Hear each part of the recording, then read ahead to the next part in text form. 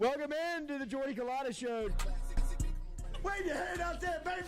Shout out to the show. She puts the pinky into the nostril. Man, look at that. Healthy competition, there's nothing like it. Y'all grow up. The line's wrapped around the stadium. Different strengths. I just lost a tooth. It's going to be fun. You know, we might have a story. I love what you're doing. Ogeron wants to take us fishing this afternoon. Sharif, you play for the bad boys of the SEC, man. We don't apologize to anybody. A lot of people are saying you're going to be wearing number 7. I don't really know. I want to. He look crazy, Bill. Good feet on the old man. This is from back then.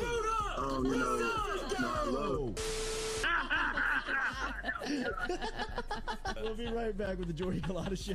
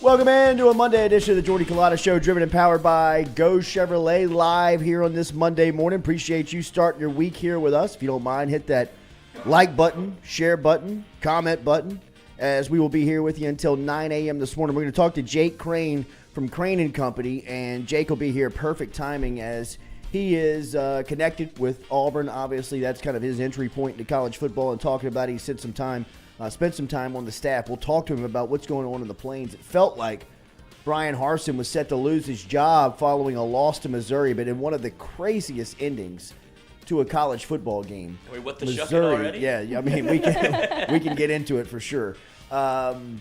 Because it was just a wild college football weekend, man. And Missouri and Auburn was maybe the wackiest game. We'll talk all about it, including LSU dominating New Mexico. I can't remember a time where LSU really just throttled an opponent like they did to New Mexico. 28-2 was the first down count with both squads on Saturday. I felt sorry for him, New Mexico. It could have been a lot worse than 38-0. I know. It should have been. But LSU takes care of business. Some injuries to talk about. We will talk about it all coming up here on the Jordy Culotta Show. As we said, hit that like button, share button, comment button. Appreciate our friends over at Go Chevrolet, GEAUX Chevrolet.com, GEAUX Chevrolet.com. They got a used car lot here in Baton Rouge. They also have a brand new car lot out in Laplace. Check them out. And everything's online at GEAUXChevrolet.com. And our phone line is brought to you by Metropolitan Health Group. Real doctors,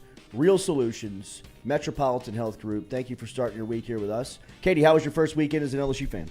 That's funny. Oh, what do you mean? Are you already out? I've always been an LSU fan. Oh, I mean, come really? on now. But Wow. I did not watch one single Look at LSU piece. blushing over there. We never knew. I didn't watch one single piece of the Mississippi State game. Just saw the highlights on my phone, like ESPN popping up, but that's it. I didn't watch the game. They took care of business versus Bowling Green. I mean, they did. Yeah. It was Bowling Green. Right. But I still refuse to watch. Big one on the horizon for the Bulldogs with the Aggies coming to town. I know. A confident I won't watch that either. Texas A&M coming to town. I mean, They are very Jimbo confident. Jimbo is a Max Johnson's revolution of a football over from being. You're stuck with this guy at 1-2 to now a little bit of a confident 2-1. Very confident. Heading over to Mississippi State, heading over to Starkville. So I thought that Max Johnson in that game, and we'll get to the LSU game coming up here real quick, but just it was a wacky, wild college. I mean, really, these are the weekends why you just love the sport, right? I mean, you could not walk away from the television on Saturday, whether it was the Auburn-Missouri game like we talked about, or in the afternoon, Texas A&M and Arkansas. We were at the game on Saturday night. We took Kelly and I took Jordan and his little friend to the game, and they were watching the game. But, I mean, I was watching, the other games that were happening across the college football world just because of how wild Saturday. I mean, even Florida-Tennessee to a degree had some – crazy times to There's moments in that game where it could go either way. Oh, for sure. Absolutely. For sure. Just look. Georgia and Buffalo. Jesus, did I put the hex on you? First weekend, I said I'm just going to ride Buffalo and Georgia all the way to the Super Bowl and to the college football playoff. They looked a little mortal. In fact, Buffalo got beat by Miami down in South Beach. It looked so hot down in Miami. Did you see? I mean, people were like falling out. I haven't seen that in such a long time. That was old school football where it's like, it's hot out here. Miami like, was in the all all laying whites. Down in the sidelines. Buffalo had the white pants on. I mean, you could see, it was just like sweat-drenched game. And as soon as the game goes final, 4 or 5 Dolphin players just hit the turf. Hit the turf. It was like high school football practice. I mean, Diggs. I'm done. Stephon Diggs for Buffalo. I mean, he was, I don't mean that, but he was cooked. Yeah. I mean, he was just crawling back to the huddle. It was one of the most entertaining games that you could watch. I was stuck on the red zone yesterday because the Saints suck. Saints are terrible. They're so boring to watch. But, I mean, the play calling's terrible. I hear the Jameis stuff, and we'll get to it. We'll come up and talk more about the Saints. But, I mean, just a boring style of football to watch. And whether Jameis is hurt or whether it's just he can't shake it or decision-making, play calling, I don't think it's on one person. They just 22-14 to a bad Carolina team. I mean, if yesterday wasn't the definition of a get-right game for the Saints, I don't know how to describe one, and they go to their get-right game and looked as if they have taken even more steps back as they fall yesterday, and now are 1-2. I don't know. 1-2. It could be worse. They could be the Raiders. Yeah. Well, I mean, look, they got a lot of teams out there that are trying to figure it out in the NFL, but no rest here as the Saints jump on a plane yesterday, headed to London. They're going across the pond. Maybe they need to kick off against Minnesota, 9:30 Central time on Sunday morning, as they will be at Wembley Stadium taking on Justin Jefferson's Danielle Hunter and the Minnesota Vikings. So we'll see, man. We'll talk about it coming up here. Make sure to hit that like button, share button, comment for LSU over the weekend. Like I said, I can't remember a time that an opponent was in Tiger Stadium that felt so just underwhelmingly overmanned like New Mexico felt for LSU. Well, what about Southern a couple of weeks ago? I get it, but I mean, New Mexico, 28-2 on the first down, like we said, number. And really that came on a busted play. One of those came on a busted play early on. But LSU was able to just they did whatever they wanted to do, right? And from that standpoint, what's the takeaway? A lot like we talked about with Southern, what's the takeaway for LSU? I thought that they really, look, they showed the versatility on defense. How about Harold Perkins started the nickel? What else you want from this guy, man? I mean, I would legitimately would not be surprised if they didn't get the running back situation figured out, if they would toss him a couple of, offensive plays. I mean, he is that dynamic of a player. He steps into a brand new role. This is the 4th game of the season. It's the 3rd position he's played. Yeah. And shined. I mean, and been the best player on the field. I mean, they have got a dude in Harold Perkins. You know that. You've seen LSU play for the last month, but it is just fun to watch him playing out there and just being able to shine in different spots and him flying all over the place. No B.J. Ojulari on Saturday night, so you're able to see some new things. You saw Harold Perkins in the nickel, saw Quincy Wiggins playing late in that game on Saturday night. Converse was awesome. Jarek Bernard Converse. Jarek.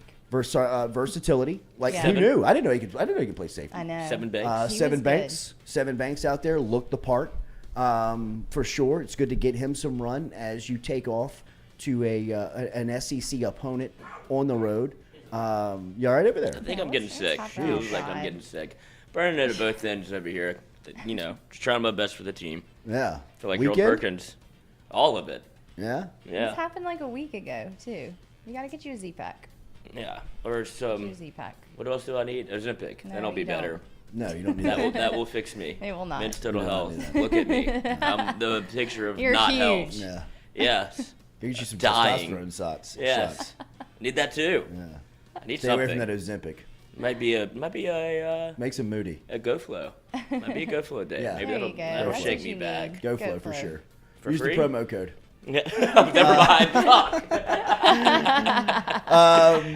But LSU 38-0 on Saturday. As we said, some of the new faces. Now, some of the takeaways from the injuries. They got to be good here because first thing you want to do in a game like this, right, is win. Second thing is don't get anybody hurt. And they had a couple of guys leave the game that it felt like Jaden Daniels could have returned.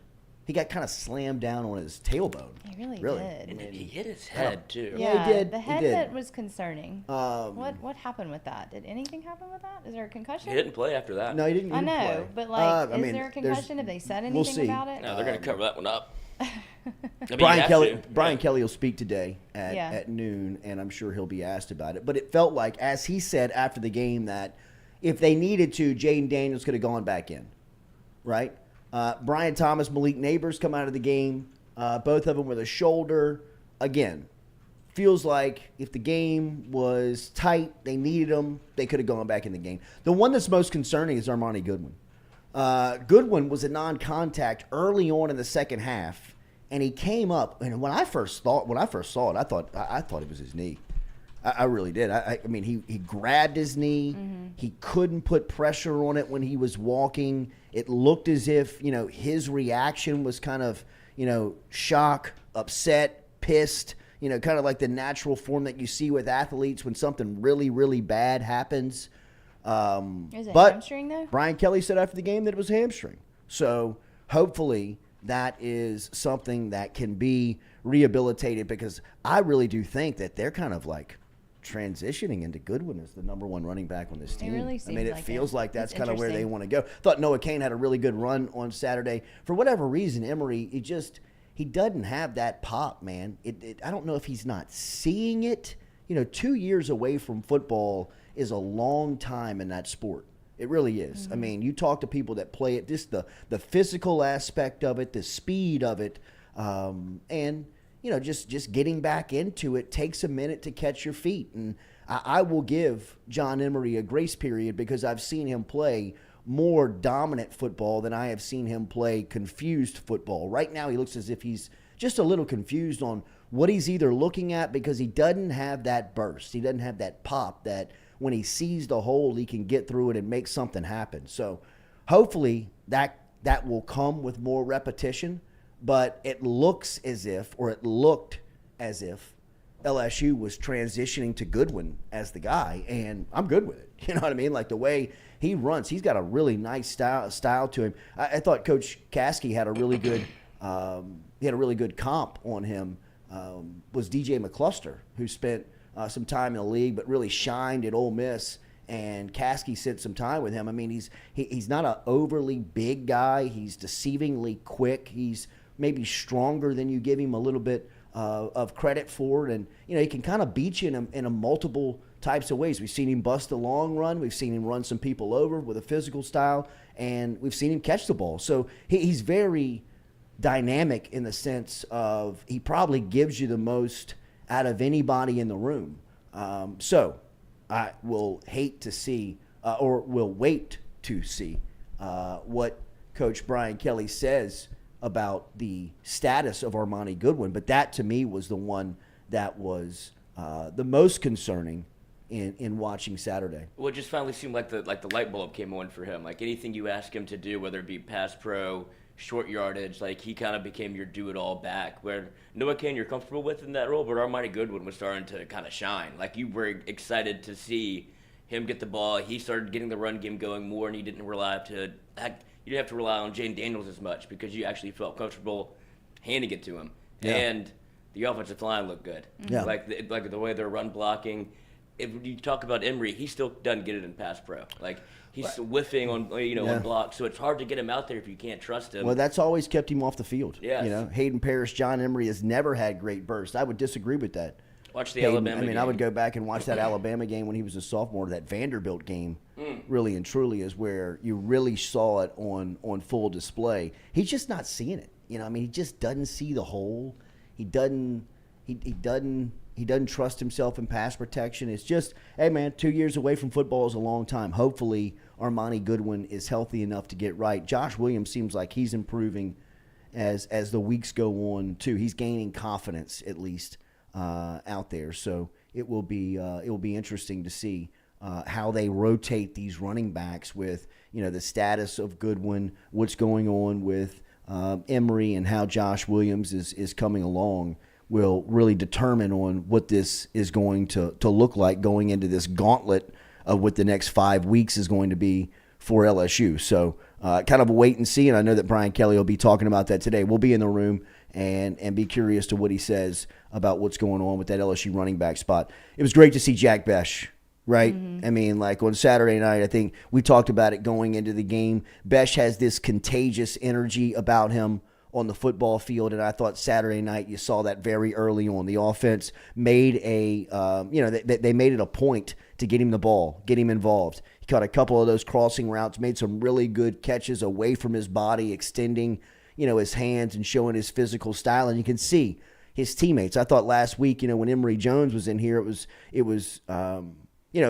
of refreshing to hear that the coaches called out the team in video while they were watching film of not celebrating that play with Emory Jones that he made on special teams.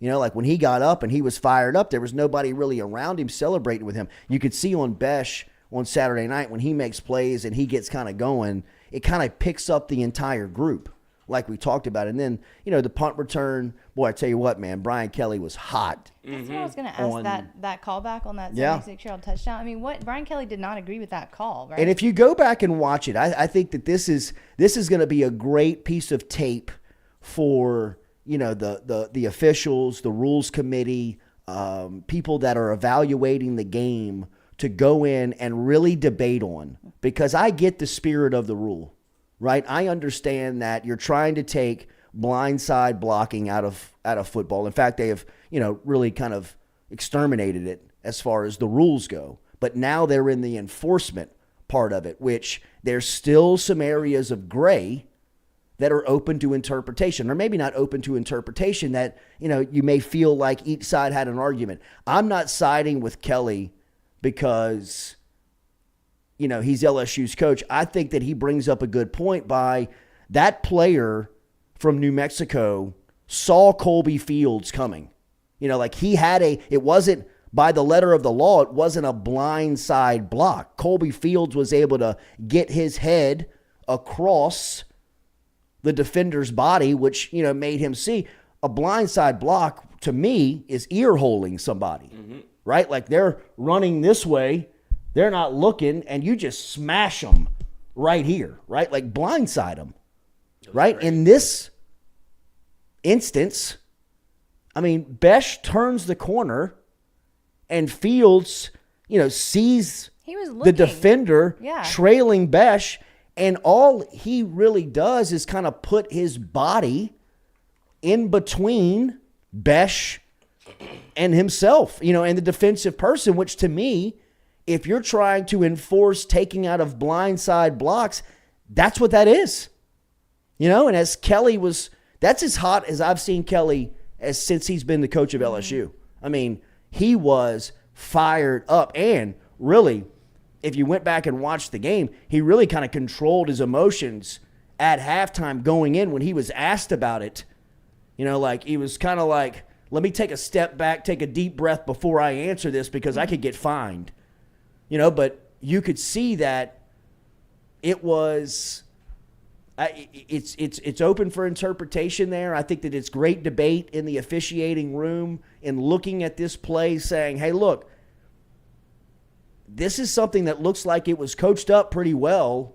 He didn't blindside him, but the guy's still got to be able to block him, and keep him away from the guy with the ball. And I thought that's what Colby Fields did. I thought that play was, it was bang, bang, but, with the ability to go back and look at it, which I know in the moment you can't, it's a non-reviewable call, but, I'm sure that official went back and looked at that, or there's some type of committee that has gone and looked at that and, said, I'd be interested to see what they would say. And I you know what?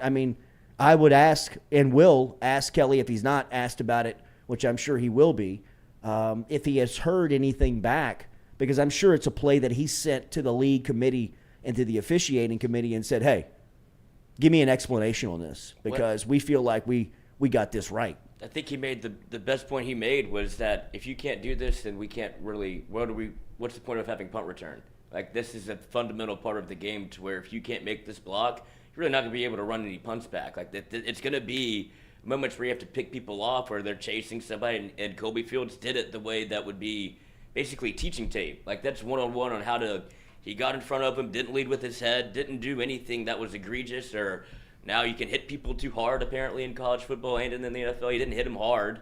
He just got in the way. Yeah.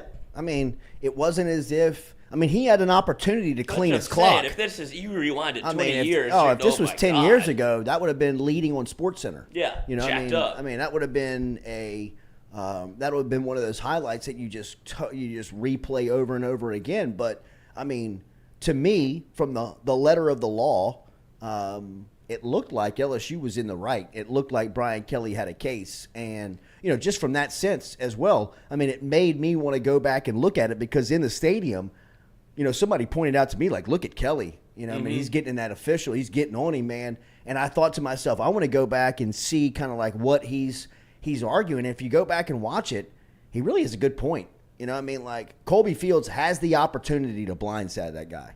And if you're going to call a blindside block on that, where's the block? All he does is block him with his body. He doesn't make any physical contact. And I think it's a couple of things, right? Because of the special team, like, woes that LSU has had, because Jack Besh hasn't really been able to get involved, like, that alleviates a lot of those concerns just in the moment. All right, well, looks like LSU found their punt returner. Jack Besh gets going, like, the crowd's into it. It's just it checks off a couple of boxes for Brian Kelly, and it all gets taken away because of a ticky-tack call. And now you go back and you watch the game, like, actually special team struggled.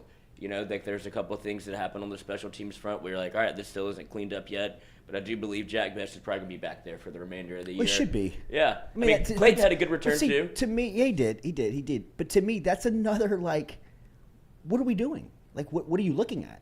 You know what I mean? Like, Besh, you're trying to get him involved in the game.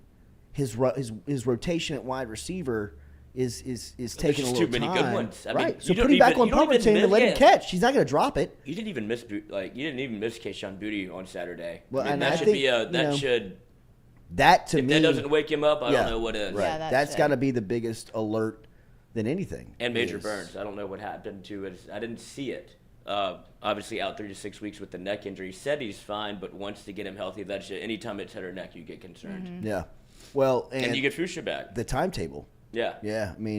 I believe Kelly said 4 to 6. Yeah, 3 to 6. I think. 3 to 6 on Major Burns, and Major was really weird. Trending in a really good direction for LSU, and was being someone that LSU could truly count on, just for some stability back there on the back end of the defense. So you can't get Joe Fuchsia back at a better time. Yeah, right. Yeah. So Fuchsia he'll be eligible this week to play against Auburn, and from a defensive back standpoint, you really couldn't script it any better of getting him back right now than picking him back up this week. So that by itself is a good sign. But to be without Major Burns, it's perfect timing, because you really need to have somebody back there that you can trust. And I thought Greg Brooks again played really good. He's as good as a tackler as LSU has. If he gets his hands on you, he's bringing you to the ground, and I think that's what you want out of a safety. And obviously Harold Perkins is that guy on defense that is a for sure tackler. With Savion Jones. Playing another spot, Savion Jones for sure. He's another guy that's added some real quality depth, and then you put BJ back into the lineup. BJ, people asking about what's going on with BJ. I think he's just had some things early on in the season. If you remember that Florida State game, he had, what looked like to be an ankle very early in that game that he played through. He didn't play against Southern. He played against Mississippi State, where he's the SEC Defensive Player of the Year of the week. And then they play against, a New Mexico team that they're 31-point favorites. They're able to watch the film on and see that you can get out there and you can win with Allie Gay and Savion Jones and, the guys that went out there and played extended reps, and you give BJ an opportunity to rest up. Anytime I think he can take the chance and opportunity to get some days off, you got to give it to that type of player. He's for sure going to play at Auburn, right? Absolutely. And Absolutely. Jay Ward. Absolutely. Yeah. 100%. Jay Ward, if you go back and look at that interception at the end of last week, at the end of Mississippi State game, it kind of lands awkwardly, where it looks like his foot gets caught like almost on a shoulder pad, and it kind of slips out from under him. And the way that he falls, he doesn't get up and celebrate that end of the game's, interception. He kind of lays on the ground, and he's kind of writhing in pain for a little bit, but his teammates are urging him to get up, and his adrenaline's pumping, and he gets up and he walks off the field. But I know he didn't practice a lot last week, and another one. You take the opportunity. We're talking about the co-SEC Defensive Players of the Week last week against Mississippi State in Ward and Ojulari. They mean a tremendous amount to what's going to be produced on that side of the ball. So if you have the chance to shelve them for a week and get them some quality rest, in a game where if the Auburn game was this weekend, they'd play. But if you have an opportunity to give them, a Saturday off, because for the next 5 weeks, they got to go.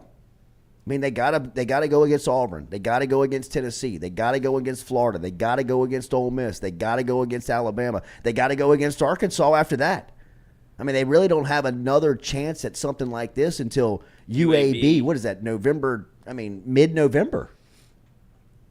So, I know that there's a bye week on Halloween weekend nestled in there, but, that's the next opponents you kick off this weekend are Auburn, Tennessee, Florida, Ole Miss, Alabama, and Arkansas. God, that's crazy. And it's already October this weekend. You're in the thick of it now. We are.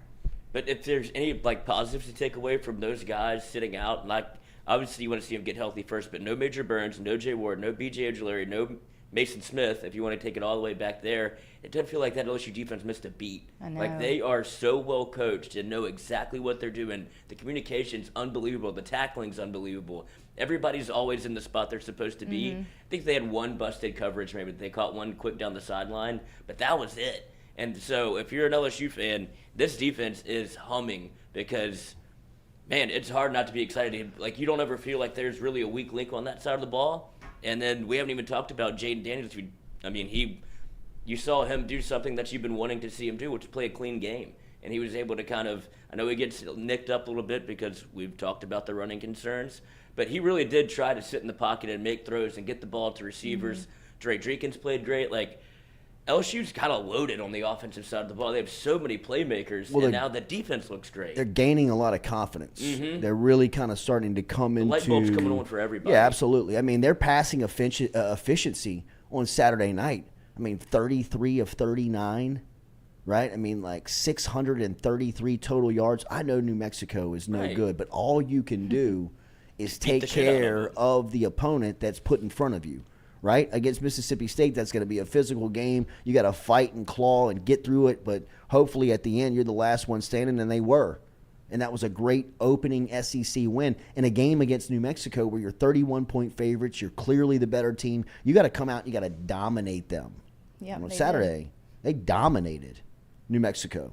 And the best things that we saw was, again, Lloyd talked about a little bit, but Matt House and that defense is just steamrolling with confidence right now, right? With its depth being developed at certain spots like Savion Jones at defensive end, or the versatility of Harold Perkins really starting to bud and grow now, where you're figuring out what you have in him and what's going on with him. There's just a lot of positive signs. And then when you flip it over to the offensive side of the ball, again, you're really seeing that you've got some true weapons. You need some help at running back. You need somebody to step up there, and hopefully, Goodwin can be okay, and they can get some production from either Josh Williams or John Emery to help him out. But Noah Cain. Yeah, or Noah Cain. That was a great run that he had on Saturday. That showcased what you thought you were going to probably get from him when he came from Penn State, or kind of his entire college career. Like, that's what he looked like in high school, where he was just, I'm physically bigger, faster, stronger than you. And so it was good for him to get that, just to get that run, get that confidence up. But I couldn't be more impressed with Josh Williams. I know. Like, another guy that always knows assignment football, where he is, and he's starting to get a little wiggle in his game where it doesn't feel like all he has to do is make the right play. It feels like he can kind of put his own spin on it, like be an athlete out there. So yeah, I've never I think really he looked looked great. at him much before. Right, he was awesome on He Saturday. really was. It was surprising. He's Good. paid his dues. He's done his time, man. You wouldn't know he's a walk-on. It is time for him to, like really get the appreciation and the respect that he's due, because he's put a lot of time into the program and, really deserves to see that come to light. And right now, I mean, you can see that they probably trust him the most. There's so much trust in this team now. Like, they've done like a 180 since the first game, I feel like. Well, they needed, at some point you're still seeing, I think even like, like programs like Miami, are still like new coaches. There's still a lot of the old stuff that you got to smoke out. And with LSU, there was a lot of carryover of new people, new faces, and trying to figure some things out, and some things in the past that you had to really kind of get through that they were still figuring out. And they're still, they're still in very much a exploration process here of new coaches, but they're figuring it out, at a very rapid rate and putting it together. And when you see these things that they have, some of the tools really kind of starting to piece themselves together, you step away from it and you're like, wow, there's a lot of bright signs with LSU. Whether it's the future of that, of that offense with the offensive line and the stability they have, the young playmakers like Brian Thomas and Malik Neighbors continuing to make play. Brian Thomas, man. You have to keep him on the field. Yeah, but who do you sit? Right. That's it's a great problem. It's a fantastic problem for Cortez Hankton and Mike Denbrock and Kelly and the crew. That everyone can make plays. Just that you got players everywhere. I know, that's what I mean. Just you got play, but in certain spots you need more. Like you've got an abundance of wide receivers. You got a lack of tight ends. You've got some offensive linemen that are young, that are really progressing. You're kind of looking for that youngster at running back, right? There's the defensive line's really growing and adding some depth to it with, Quincy Wiggins. I know that the future is really kind of what is for him, but he's got to be able to help you immediately in some way. There's 5 to 7, 8 snaps a game where you can just throw him out there and say, clog a hole or go be athletic, because he is just mesmerizing in a football uniform. It is like, look at that kid. He is a true freshman standing next to Jaquelin Roy, Ali Gay.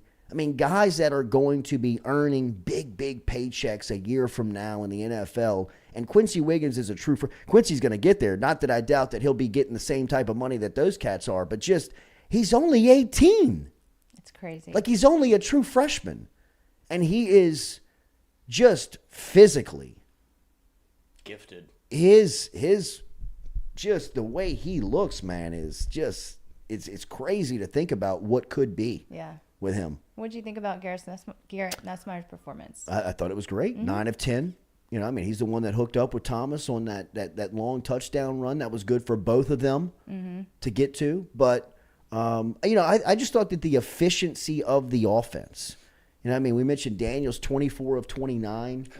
Daniels Nussmeier 9 of 10. That's. I know they're bad, but that doesn't mean it doesn't have to look that good. Right. No, I agree. And I'm not trying to sell New Mexico. The production against the Lobos is that LSU is going to be in the playoff. But Allegedly. It's just Lobos. We are the Lobos. What is a Lobo? It's a dog, right? Is it? Yeah, I think it's like a wolf. Really? Mm-hmm. Oh. Wow. I never saw like a mascot or anything. I thought it was a cowboy. Yeah, I kind I of did could too. be It wrong. just seems like it. It sounds like that would be a Literally, what is a cowboy. lobo? It's a wolf. Fuck, Oh, hell yeah. okay. Should I have not said that out loud? What did you say? I was a cowboy. That Oh, seems yeah. right though. I don't know. I'm kind of with you on that for some reason. Appreciate you having my back on that. Maybe the word for cowboy is similar. Yeah, maybe. Here comes those Lobos. So wolf. I'm looking according to dictionary.com in the southwestern U.S. and Mexico, a timber wolf. But Okay. I mean, we can write. Maybe there's some cowboy gangs that are lobos. Yeah. You know? Is that Spanish, I guess, for wolf? Lobo? I think so. Y'all need to get out of this I know, I'm conversation. scared. Exposing Yeah, yourself. give me a break here. Let me take a break. Let me reset here. Hit that like button, share button, comment button Monday morning, for God's sake. Yeah, you and Brian Harston in a bad spot. Right? I don't know, man. Is Harston in a bad spot? I mean, he collects $16 million. Yeah. At some point, you knew this political snowball was going to, just roll him over. Yeah, you knew he was going to get fired, but, I mean, just get it over with at this point. Because if he wins again, he did the same thing last year, but if he's able to beat LSU, he has to stick around again. Like, he's going to be able to get that one win where it's an upset. Like, oh, maybe he's found his quarterback in the future, because that guy's electric. Yeah, he is. No clue what he's doing out there. Ashford? Yeah, Yeah. but he can go. Yeah, he can go. And that's the only thing that makes me a little concerned for if you look ahead to the LSU-Auburn game, is that a mobile quarterback is what gave LSU kind of some fits against Florida State. Florida State was, the game is whatever happened. But that seemed to be an issue on those third downs wherever he was able to be mobile, get off the spot, and still find some completions down the field. The last couple of quarterbacks have been more your standard, drop back and throw it. Yeah. So that's the only thing that's a little cause for concern if LSU Auburn spread opened at 6.5 all the way up to 7.5. So if you're going to get on early, it's going to go up more. Remember, every Monday morning we come in and we react to college football and what went on over the weekend, NFL, and we call it What the Shuck. Compliments of our friends over at Bayou Carlin Oyster Company, located down in Acadiana. It's grilled oyster kits, shucked and buttered oyster kits delivered to your door. They do the shuck and you do the grilling. Great packs to choose from, including garlic parmesan. They got the caramelized onion and bacon grilled oysters that you can pick up. Tailgate Hero. You want to play Tailgate Hero? Get in touch with our friends over at Bayou Carlin Oyster Company. That is BayouCarlinOysterCo.com. BayouCarlinOysterCo.com. If you use the promo code Jordy, you can save 15% over there from our friends over at Bayou Oyster Company in Acadiana. Check them out. Grilled oyster kits, shucked and buttered oyster kits delivered right to your front door. They do the shucking, you do the grilling. We'll be right back with more of the Jordy Culotta Show. It doesn't feel like that's what you should say now. Yeah, that's right. That's right. I get nervous. Yeah, keep you on your toes over there. What in the actual shuck, Lloyd? We'll be right back with more of the Jordy Culotta Show, driven and powered by Go Chevrolet.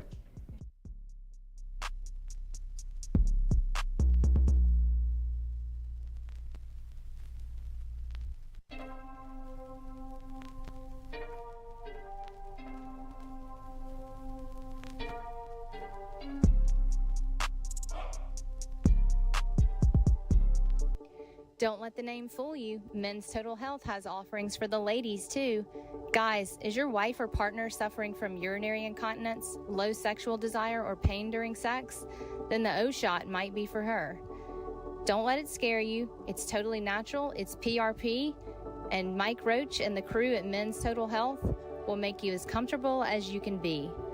Contact me for more information, Katie at JordyCulottaShow.com, and I'm happy to tell you everything that Men's Total Health has to offer for the ladies.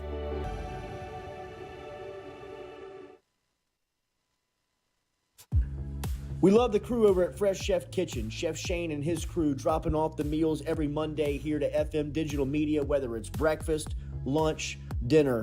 Me or the crew's going through our meals over at Fresh Chef Kitchen. Their weekly pre-order, freshly made meals, or you can walk into the cooler over there on Airline Highway. They have that fresh, same service over there at Fresh Chef Eats. FreshChefEats.com is where you can find them online. Fresh Chef Kitchen. Tell them you heard it right here on the Jordy Culotta Show.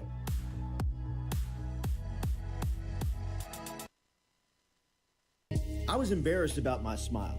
Are you unhappy at yours? Do you not smile back at yourself? I called my friend, Dr. Spillers, over at Johnson Spillers. He fixed my smile, and now everywhere I go, people are complimenting it after the work that Dr. Spillers and the staff did to my mouth. They can do it to yours. Get in touch with them. JohnsonSpillers.com. 2 locations, one in Gonzales, one in Baton Rouge. Easy to find them, JohnsonSpillers.com.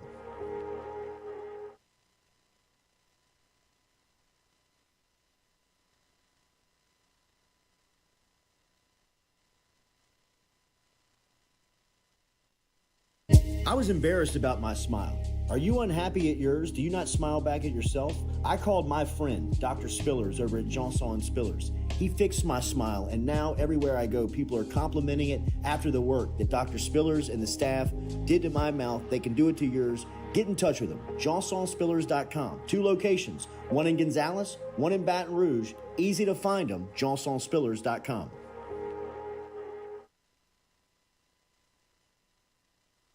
Do you suffer from chronic dehydration? Are you looking to improve your athletic performance and you need to get over and see our friends over at GoFlow IV? They're located on Jefferson Highway. Easy to find them online at GEAUXFlowIV.com.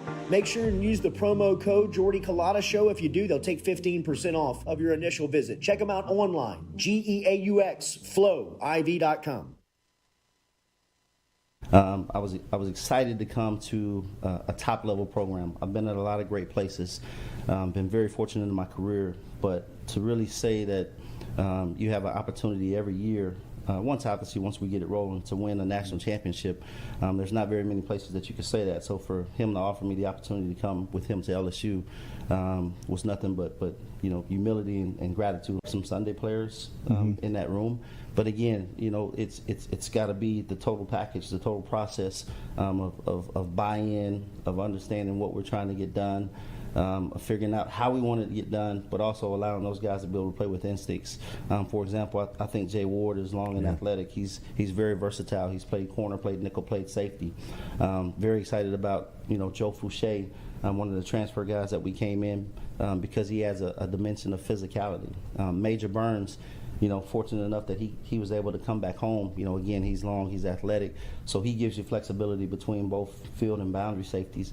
And then you've got some guys that you can throw in like Brooks, Sage, Derek Davis. Todd Harris is a guy that's been around for a while. So I think that we have enough in that room to be successful. But again, you still want to continue to grow and be able to push it. Yeah, well, I think it starts here, and we have a good bit of people on this particular staff who are from Louisiana, who know and believe in our hearts that this place produces the best football players in the country, and I think the numbers speak for themselves. Per capita, produce the most NFL players, you know what I mean? So even from an analytical standpoint, it makes sense to take the kids from here because the chances of them playing in the league are higher than if they come from anywhere else. I think our brand is super powerful, so we will have to recruit at a national level, or there's really no reason that we shouldn't, you know what I mean? Because if we can get a top player from another state who can help us win a championship, then of course, right? But I think it starts right here in Louisiana and then right here in Baton Rouge. There's some really good players who are still available that are right here in Baton.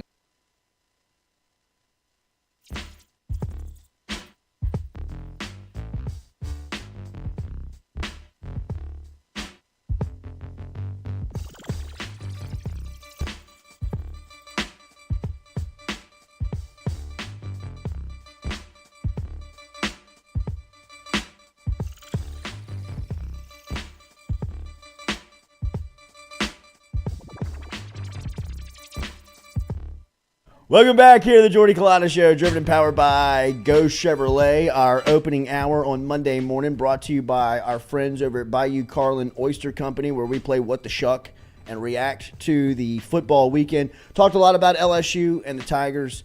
Take care of business versus New Mexico. Set up a game this week on the Plains versus Auburn. Tigers are 3-1 right now. Auburn in one of the craziest ways to win, a true what the shuck for Auburn, as Auburn over the weekend survives against Missouri, as they had a couple of opportunities. I was reading this in the post-game wrap-up of the Missouri-Auburn game. The Missouri kicker doesn't take pregame. He doesn't take warm-up kicks. I know No way. I know he takes take- pregame meals. He doesn't take warm-up kicks on the Oh, you're sideline. gonna fat shame him. Oh, absolutely. I mean, he does look I very mean, much he's like he's as fat as I've ever seen as a kicker. He's huge. Why doesn't he warm up? That would He's tired. That would be a fighting being fat. type of statement for me if I was his teammate. Yeah. You know what I mean? Like he goes out there and he misses a field goal in regulation, which is essentially a chip shot. I mean, it's And Elvis. and then in some of and just one of the craziest endings, Missouri has a walk-in touchdown ready to go. Like they're going to win the game in overtime. They had held Auburn to a field goal in the opening stance of overtime. They get the ball back, and their running back, Caden Bridges, turns the corner, and, I mean, he can walk in, he can run into the end zone, or he could step out of bounds at the 1 if he wanted to and give him a chance, just to And leave it in this guy's hands. just to win the game. And he holds the ball out. I'm sure you've seen it by now, but if you haven't, he holds the ball out. The ball slips out of his hand, goes into the end zone. Auburn recovers to win the game. And that's how they win 17-14 in overtime Saturday at home. Now, the announcers were talking about it. Twitter, the social media world, college football social media world was talking about it the entire game, where, like, it's almost a foregone conclusion that Harson's done. Like, he's getting fired. And if he would have lost on Saturday, I think a lot of people were expecting him to get fired either Saturday night or, like, Monday morning. So I don't know what the delay would be. Like, if you know you're firing him on Saturday, or you know that you're going to fire him, I don't know why you, kick the can for another week. What's a win potentially over LSU going to do for the feelings around the boosters that really want him out? Because, I mean, this Auburn soap opera that has played out with Brian Harsin, I mean, this is typical Auburn, right? I mean, that's what the saying around the SEC. You go to SEC media days and people say it all the time. I mean, at some point, Auburn's going to Auburn. And when Auburn's, they're going to off themselves. Like they're their biggest, worst enemy. They're their biggest problem, where there's so much infighting, or nobody can really get on the same political page at Auburn. Everybody wants to swing, the biggest voice in the room, and it's just a constant struggle for that. But Brian Harsin really kind of put it on the table last year when he showed that he just can't recruit in this league. He's pretty much said he's not going to go head-to-head with Lane Kiffin, Kirby Smart, Nick Saban, and, Billy Napier on getting SEC players. And if you're at Auburn in the northern part of Alabama, where you've got access to Florida, Georgia, Alabama, you've got to be able to recruit that circuit. And if you're going to be Auburn's coach, first and foremost, you have to be able to be relevant in that area. And not only is Harsin not, he's shown, I don't want that fight. Like, he don't want to take that on. And that in itself, it's almost insubordinate as the Auburn coach. Like, I'm not saying that Harsin can't not win, but he's kind of proving, like, his way, like, bro, you're going to get blown out by Penn State. You're going to luck up and beat Missouri. That's not the formula. It's shades of LSU 2015, Texas A&M, the way that this is being handled. Like, either do it or don't. Right. Like, don't Absolutely. just string him along because you can't decide on the booster front, like, what we want to do. And then he was just, like, coaching for his job essentially every game. And he's like, I don't know if it matters if I win or lose. I really don't know. They're going to decide to fire me at some point. Just do it. And this would be another one that I would say go hire Hugh Freeze. Yeah. Like, don't overthink it. Quit overthinking it. Like, you've got so much of this, like, we want this guy, you want this guy, you want that guy. Like, just go get the guy that can win in the SEC. Like, it's proven. He's won. He's won at Ole Miss. He runs a good offense. He runs a forward-thinking offense. He can recruit in this part of the country. You know what I mean? Like, let's be honest. Nobody really cares what he did. You know what I mean? Can he win football games or not? So, I mean, it's time.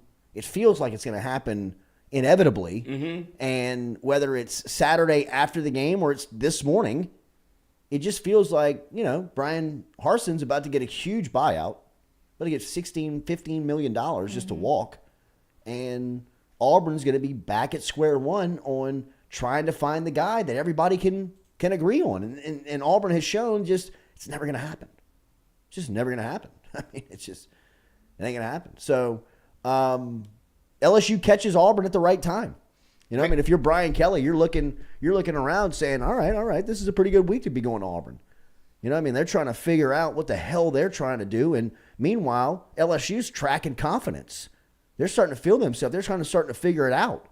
So this could be a good spot to go in there and just beat the doors off of an SEC team and get some real confidence going into the month of October, right? Because another takeaway from this college football weekend is that Auburn is a dumpster fire and Tennessee seems to be figuring it out or has it figured out, right? I mean, Hendon Hooker is a really impressive player. Josh Heupel is an impressive play caller. That game against Florida on Saturday really exercised a lot of demons for Tennessee.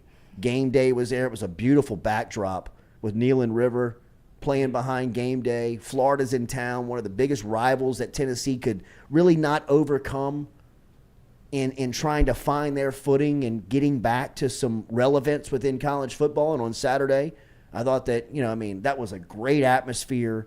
It played beautifully on television. You saw on the sidelines there were recruits everywhere for Heupel in Tennessee. That was a Saturday that was really big for you know, the volunteer football program. And them coming into Baton Rouge in a couple of weeks, in 2 weeks, is going to be a huge spot for LSU. You know, I mean, I know it's a cross-division game where, you know, it's not really going to affect your bottom line as much as a SEC Western Division game would, but from a just confidence standpoint and getting LSU back into it's a massive, you know, a good national feeling. move. It's huge. It's huge. It's enormous. Tennessee's hungry. It'll be a good game. Absolutely. It'll be a really good game. Do you know when the rankings come out for college football? Did they wait? Is it today? Or yeah, they should be out. They should be coming out today. LSU might sneak into the top 25. So, you know, I mean, like, it's Tennessee, Florida on Saturday was an impressive atmosphere, and then Texas A&M and Arkansas, man. I mean, that game was so frustrating if you're an Arkansas fan, really, because I mean they were kind of like dominating that game early. Yeah. Like they were pushing Texas A&M around. They were doing kind of what they wanted to do, and then, you know, I mean, just one of the wildest plays that you will see in college football. You know, in football is, you know, Jefferson. I don't know what he was, and these are things that, you know, I mean, it's always, you know, I mean, hindsight's always 20/20 on stuff like this. And I mean, if you're a New Orleans Saints fan, you've seen your quarterback, you've seen Drew Brees do this for 15 years and have just a tremendous amount of success where he just would catch the snap and dive over the pile and just poke the ball over the, you know, the goal line, just break the plane, and he would score. And it rarely, if ever, I don't remember it ever getting Brees into trouble, but it is such a dangerous play in football to have the ball exposed away from your body. And while Brees would usually do that on 4th and 1 short situations, goal line situations where the ball is like almost inside the 2-yard line, Jefferson was jumping from like the 3 or like the 4. It was like, bro, what are you doing? And the ball is like exposed at like the 2-yard line, gets popped out, and then A&M, the one thing that could not happen, the one thing that if you're Arkansas, you're saying to yourself, okay, you can fumble it, but don't let him go 98 yards and get this place like jumping again with Texas A&M fans and get them believing, because up to that point, they were just sitting around like chewing their fingernails. Like they didn't have anything to cheer about. And if you can like tackle this guy after a fumble, okay, make a disaster. Like, don't make it like a killer type play. But I mean, Well, it's not even who was that. it? Damani Richardson. Yeah, they went old school Miami Hurricanes Like and flipped pitched it. That's what I'm pitched it back saying. to him, and it's No, I like, know. oh It my was- God, now this guy's gonna take it to the house. Like, And I mean, that was like that one of is- those things where it was just how can you not win after that? I mean, right. I think the worst moment for Arkansas was that 42-yard field goal attempt. That was sad. Oh, I mean, it's just a It hit brutal, the top of the upright. Oh, yeah. it was brutal way to lose. devastating. Brutal way to lose. Totally brutal. I've never Brutal. seen one hit off the top. I Ever. know. It was really interesting. That's what I'm saying. I think that's the Ever. worst moment for them. Like, how Ever. do you do that? That was sad. Should a goalpost not be treated like a pylon? Or like a fair, like Like if you hit the, a Like if you the touch the fair- pylon, yeah, it's good. Yeah. it's a touchdown. But I guess they give you the opportunity for it to carry them in, so it has to go through. Yeah, I guess if Yeah. it could have, if Yeah. it would have bounced off and went in, then it would have been good. But I mean, like, Or like a foul pole in baseball, it's called the foul pole, but it's actually in fair territory. If you hit it, it's a home run. Yeah. I mean, I guess that's an interesting way to look But at I it. much prefer. I mean, then LSU would have won. That's true. yeah, I know. Change the rule. But it is one of the most electric moments in sports. Like, I guess certainly because if it's a miss, because there's like that moment of silence where you just hear it go boom, boom, boom, boom, and you're just Yeah. like, Yeah, right. because it's just it's the only time you ever hear it. It's such an odd sound, and I then know. forever it to be, it's always in a game tying or game winning scenario where that happens. So. College football is back. It was a wild weekend. It was when the slate wasn't that good. It was a crazy weekend. It really was. a Oklahoma Falls. wild- Oklahoma Falls. USC's lucky to get out of Oregon State. I mean, it was a great weekend of college football. It's really why you love the sport is the weekend It's just that it chaos. was, man. It's just massive.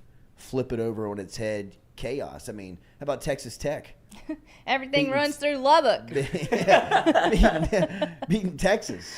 You know what I mean? Like, That's if you're crazy. a Texas fan, what are you thinking? Well, Quinn Ewers, did he play? He obviously wasn't available. No. They said he might be. So if you're losing, that would have been a chance to put him in. The man broke his, I think he separated his AC joint. Drew Brees said he could play if he wanted to. He told him how to treat it. He was like, go to the locker room, get 2 shots of whatever, and then like you have to like wrap it up. And everybody's like, Drew, what are you doing? He's a college kid. He's not a professional athlete. He's like, well, Quinn Ewers is getting paid. He's like, I don't know, man. It feels like bad parenting. Like, what are you gonna It do to your does. kids? I believe like Ewers that. went to the same high school as Breeze. I think they both went to North Lake Christian. Yeah. North Lake. South Lake Carroll. No. They North went Lake to the. Christian. They went to the red, white, and blue. Oh, okay. School. West Lake. Carroll. maybe? That sounds right. I don't know. Me either. Greg McElroy went to Westlake Carroll. He's actually good in the booth. What was going on with? Did you Do watch you the think? LSU? Yeah. You do? He died. Well, I think he diagnosed. I don't know about his takes, but he like diagnoses on the screen very well. Like for the LSU Quarterback. game against Mississippi State. Yeah, he's a quarterback. And he's quick. Yeah. Like it doesn't take him long. He's not. He's like a. He's no Kasky, but he's Right. good. What was going on with the TV copy of the game? I got more people tweeting at me, like asking me, like, who are these announcers? And I like went back and like listened to the. I didn't know who they were. didn't know who they were either. But a lot of rumors of them being boozed up there, and I was like, sure, if you want to, like, hell. Well, I mean, like, you're in Baton Rouge for I the heard first him, time, like, you he sneak was at your like- job. Like, he was hell. like the offensive line coach, Brad Navis. Yeah. And I was like, he was making like slips that like a drunk Yeah, person would make. stupid mistakes. Like and then he Freudian was like, slips. start the crock. Yeah. And he's like, I mean, He the called clock. him Neusmeyer. Yeah. What is going on up there? And the colors are all over the place. Like if you're like Yes. like one camera was like color coded different than It was another. I was like, terrible. what's going on over Terrible. here? I mean, I don't care because I Yeah, I right. don't know how to fix it either, Yeah, right. and I should. Turn it up. Yeah. But then we got a Neusmeyer in there, and I was like, oh, we're cooked. Yeah, it's Yeah, I bad. mean, I did mean, it's nobody, late. They don't know how to pronounce did nobody anything. go to, like, the way that usually the TV works is, like, the TV crew will show up, like, either, like, on a Thursday evening or, like, a Thursday afternoon, and they'll go to, like, Thursday afternoon practice, and then on Friday morning, you usually meet with, like, Sports information director. the sports information, or you can even, like, meet with, like, the coach and meet with, like, the quarterback and meet with, like, you know, like, your best defensive player. Guys and, that you know you're going to talk yeah, about. or just like, hey, man, if you get in here, like, understand, like, we're 31-point favorites. We might play the backup, and his name's Nussmeyer, not Neusmeyer. Did we ask so anybody? You know, like, Nope. I mean, That's just the like, thing. and there's also a pronunciation key on all of these rosters that these SIDs give you at the LSU level. Well, I how do can't they speak still for get New it Mexico. wrong? I have no idea. That's lazy. I mean, it is difficult. If you are a play-by-play announcer, if this is your job, it is hard to screw up a game if you go in there and take advantage of everything that's like open to you. You know what I mean? Like, odds are for like SEC Network, that's ESPN that owns that. So ESPN's like flying you in, putting you up on like a Thursday, giving you full access to both programs, setting up meetings for you with people to sit down and go over like, hey man, this is what we want to talk about. You know, these are the people that we're going to highlight. Right. These are going to be some of the players that, you know, his line coach is Brad Davis. You know, he's actually from Baton Rouge. Guy went to Broadmoor, played at Oklahoma, had a really good coach. Now he's back in his hometown. Really a good story that if this becomes a blowout, that you can maybe tell. Exactly. You know what I mean? Like when Entertain you start the people. when like your viewership starts to fall off the cliff because nobody wants to watch LSU rout New Mexico. Maybe you can tell the Brad Davis story and keep a couple of people hanging on. But you know what's going to turn off the Brad Davis crowd if they're watching is if you call him Brad Navis. That'll annoy him a little bit. You know what's going to piss off Garrett Nussmeier's uncle who's watching over in Texas who couldn't make the trip to Baton Rouge when his nephew is 9 of 10 and shining on the field is if you call him Nussmeier. That might get a little reaction from the Nussmeiers. You know what I mean? His grandmother over in Lake Charles probably wants to throw something at the TV, knowing that this guy had 4 days to get prepared to call my grandson's game, and he can't even get his damn last name right when he's shocked when he's lighting up the scoreboard right now. He called Noah Kane a true freshman, and it's just like, we don't know anything, do we? So they're Could've drunk let me or up in the lazy? booth. Drunk or lazy? I would hope. I'd rather you be Both? drunk than I'd rather you be Yeah, drunk. that's than right, lazy. maybe. Yeah, drunk or dumb. I'd rather be drunk. I mean, if you're boozing on the job, you're lazy. You know what I mean? Or stressed. So Yeah, nervous. nervous. Right. But Yeah, and that's the really stream odd. quality was weird too. Yeah, it was like, weird. It was like Yeah, it jumping around was. a lot. It was It was awful. I don't know like- if you can blame them. No. for that, I'm just saying right? the whole production Yeah, thing it was just shit I show. mean, a very Well, and very, LSU looked blue. Yeah, that was great. I liked it. Totally blue. I don't think they were ready for the uniform change. Avatar. Clearly. No, Avatar's coming out. That's what it was. Yeah. A big Avatar commercial. Cody what they were Boudreaux, doing. just like Glenn Gilbo, guess Jordy will ignore the terrible 2-point play called by Billy Funbelt over in Texas, Billy Tennessee, Funbelt. on Saturday. I mean, Cody, what do you want, man? The guy came out and said it was his fault. He said he called a bad game. You know what I mean? Like, he wants it back. You know what I mean? What is he famous for? He's famous for scared money don't make money. Yeah. That's who Billy is. Go try to steal one. I don't know what to tell you. I mean, he came out and he owned it. So it was kind of Just wild another what the show. to go back and watch the game, and you're like, what are these guys talking about, bro? Like, Yeah, it was I mean, really weird. like, this is nuts.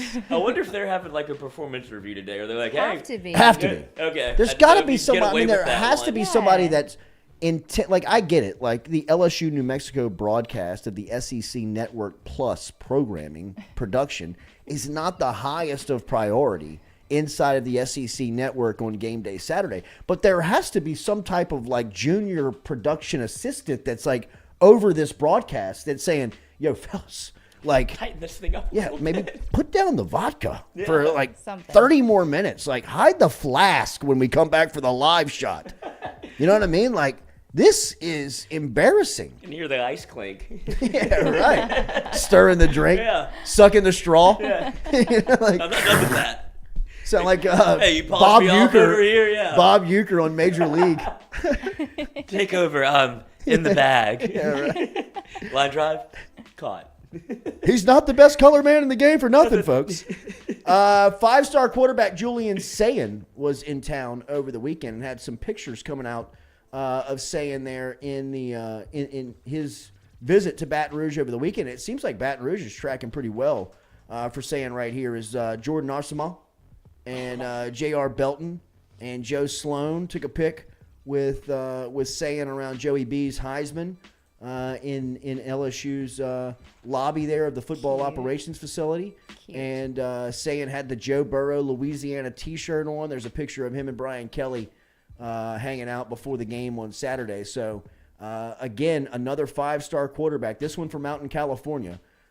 Julian Sayin was in town over the weekend, and it seems like LSU is sitting in a really good spot for him at this point. Don't forget that Lloyd, Stewie, and Shay will be here every Wednesday for the Power Hour recruiting segment. So if you want to catch up on what the latest is on Sayin, catch up with our friend Shay Dixon over at On 3, and for his podcast brought to you by Lance Beal every Wednesday. Usually rolls about 10 a.m. Wednesdays right here on the Jordy Culotta Show station. So you just keep it right here. Make sure to hit that like button, share button, comment button. We're going to talk to Jake Crain when we come back. We'll get we'll just kind of get a review of the weekend from Crain, but more pointedly, we'll talk about Auburn. What the hell's going on the Plains? What's to be expected this week with Harsin? Who's going to be the coach when LSU shows up on Saturday to take on Auburn? Tigers are 7.5-point favorites, according to our friends over at Caesar Sportsbook. Download the app, the Caesar Sportsbook app, if you want. Who's this? That's them? This is the crew. The Okay. LSU play-by-play and New Mexico play-by-play guys. Who's who? I don't know. But Who's A the couple of sweaty one? Brodies, couple of shorts. Who's the sweaty t-shirt one? This is the guy I would be concerned about. Which one? The sweaty This t-shirt whole one? look is Yes. a disaster. Oh, no. Look at his pants. They're Pants so are too long. baggy. Go to the shoes. What are his shoes? What are those? Oh, Loafers. I'm sorry. Can't- Hold on. Loafers. Yeah. You got to get those things hemmed Nothing up. fits right. And he's got the he's rocking the undershirt, which is never good. Look, the jacket's too big. Who's the guy in the purple shirt with the plaid pants, though? Is it a t-shirt with those pants? He has so much sweat Is that under velvet? his boobs. It does look it's very weird. The fabric does look thicker than t-shirt fabric. Yeah, we should have known. I know. This is who was That's coming. an odd outfit. What are his shoes? Oh, it's over. It's not over. Let's see. I gotta go back. Just curious. I always need to see the whole fit. It's okay. You don't have to go back. Oh, there we go. Are those Ocean Pacifics? But the same colored shoes with the pants that don't. These guys. We're not in a good spot. Who are y'all? We're about to rip y'all apart. You don't even know. We'll be back with Jake Crain. Oh yeah. I think the rankings have come out, right? Because Kansas State is 25. I mean, we didn't talk about that. K-State gets beat by Tulane, then beats Oklahoma. They're now ranked 25. Did you see? So Are they? yeah, so it must be out because Arkansas is also 20. Who's the head coach at Tulane? Is it still our guy? Willie Fritz. Did you see him jumping into? He got to crowd surf after that win last week. Really? It was unbelievable. They're in the locker room and they're all like Willie, and he just fucking goes for it. Yeah. Dives on top of him. He rides the wave. It was But unbelievable. they lost Saturday to Southern Miss. Yeah, well, I mean that's why Tulane. that's why the transitive Yeah. property never works in No. college football. A plus You know what I mean? B Like- equals WTF. Tulane can beat Oklahoma. No, they can't, you dumbass. Kansas State was looking ahead to Oklahoma, and Tulane caught them in a Kansas great spot and was State. able to beat them. Yep. All right, we're going to be back here at the Jordy Culotta Show, driven and powered by Go Chevrolet. Hit that like button, share button, comment button. We'll be back.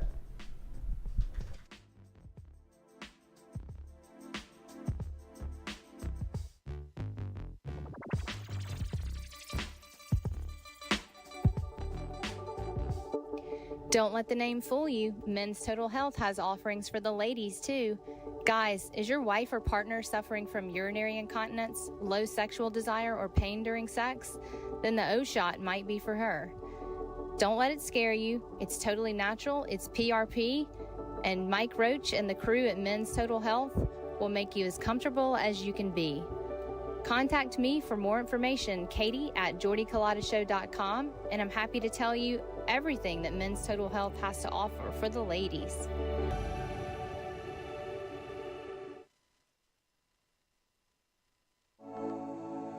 Looking to book a dumpster but no idea how? We've made it quick and easy for you. Check out our website at moralesrolloffs.com. Let Morales Roll-Offs know your desired delivery date, and finally, provide your contact details. To make payment, look out for an email invoice with all your booking details. On delivery day, our driver will notify you through text and email that your dumpster is ready and on the way. Now you know how easy and convenient it is. Call Morales Roll-Offs at 225 427-0000 for your dumpster. Hey, Baton Rouge, when traveling through Natchez, Mississippi, whether you need to fill up your vehicle or your belly, stop by Go-Mart and On The Go Deli. Go-Mart has clean restrooms, community coffee, an awesome beer cave, and a great selection of anything you might need on your trip. So stop by Go-Mart at 4 Sergeant Prentice Drive as you're entering Natchez on the left, and visit Tom and Wright Granning and their awesome team at Go-Mart. We're all from different places and backgrounds. We've each experienced our own versions of life, but in the end, we're all on the same team. I'm part of that team, along with these players in purple and gold. Kayshawn Buddha, Malik Neighbors, Miles Frazier, Kyron Lacey, Kerry Cooks. Whether on the field or in the courtroom, your team matters. So join our team. Make a difference. Bet. Let's get it done. In a wreck, Gordon McKernan Injury Attorneys is ready to go to work for you. Come meet your team. I'm your intake specialist. I coordinate your case and connect you with your attorney and paralegal. That's us, your legal team. Thanks. And we'll fight to get you every dollar you deserve. I'm your settlements and disbursement manager, and I'm here to get you paid on time. I'm attorney Gordon McKernan. Put our team to work today. Just call us. Get it done. Do you suffer from chronic dehydration? Are you looking to improve your athletic performance and you need to get over and see our friends over at GoFlow IV? They're located on Jefferson Highway. Easy to find them online at GEAUXFlowIV.com. Make sure and use the promo code Jordy Culotta Show. If you do, they'll take 15% off of your initial visit. Check them out online, GEAUXFlowIV.com.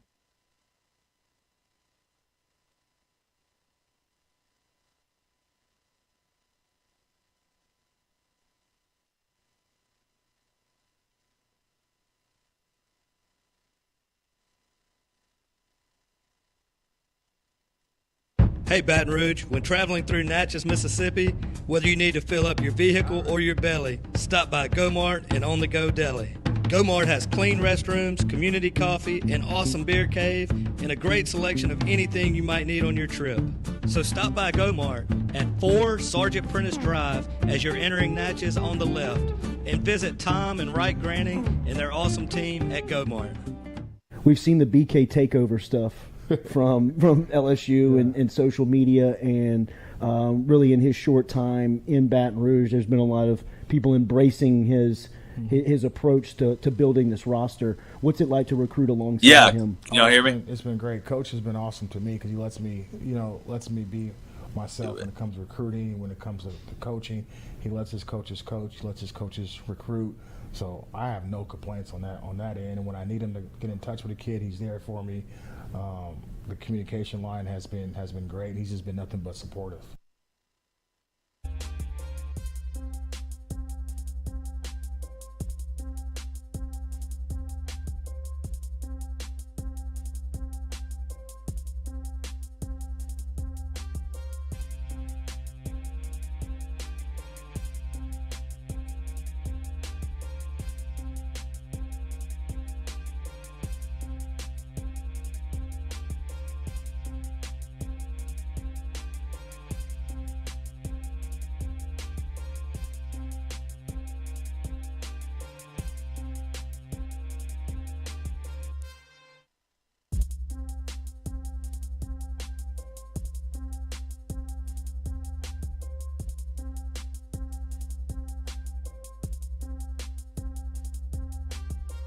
The Jordy Culotta Show, driven and powered by Go Chevrolet, live on this Monday, as we will talk to Jake Crain from Crain and Company coming up here. Make sure that you are subscribed to the show. If you're not subscribed, hit that subscription button, hit the bell so you know and are notified once we go live. Jordy Culotta Show every day, brought to you by Go Chevrolet. All right, let's go to our friend Jake Crain, who we can react to another wild and crazy college football weekend. Jake, good morning. How are you, brother? Man, I'm doing good. Wow, look at that. You look great. Oh, no. Uh-oh. I got you. You're back. I got you. Yeah. Man, yeah, it was another crazy weekend. I mean, through 4 weeks. I mean, I go back and forth on maybe it's because we haven't had college football for a while, and then when you get it, it's like bigger and better, and then maybe kind of what you think. But man, I'm looking at some of the parity through the first 4 weeks, not only in college but in the NFL. And I know Alabama's still really good, and Georgia's really good, and Ohio State's really good. But I mean, James Madison hadn't been this important since 1809. Kansas and Duke are good in football. People care about it in football. I'm looking out West Washington looks like a good team. We're talking about the Sun Belt a lot. I've just really enjoyed the first 4 weeks. All right, let's start with your neck of the woods and what you're familiar with. Auburn, they're next on LSU's schedule. One of the craziest ways to win a game on Saturday that's ever gone down is how Brian Harsin gets out of the plains on Saturday. What's going on there? Do you expect him to be the coach on Saturday? Where are they from a program standpoint? I mean, well, from a program standpoint, it's as bad as I've ever seen it. From a holistic recruiting, personnel, feel around the program, it's as bad as I've ever seen. I mean, Missouri blew the game multiple times I've seen teams blow games. Okay, I've watched games get blown by one crazy play. I've never seen what I saw Missouri do, which the irony of it was that was the worst thing that could have happened for Auburn. The absolute worst thing. The best thing that could have happened for Auburn was for Missouri to win that game and Auburn to fire Brian Harsin, then hire an AD and go get Hugh Freeze. But no, Jordan Hare, we all know, is the Hogwarts of college football. You never know what's going to – the staircases change. It's absolutely done.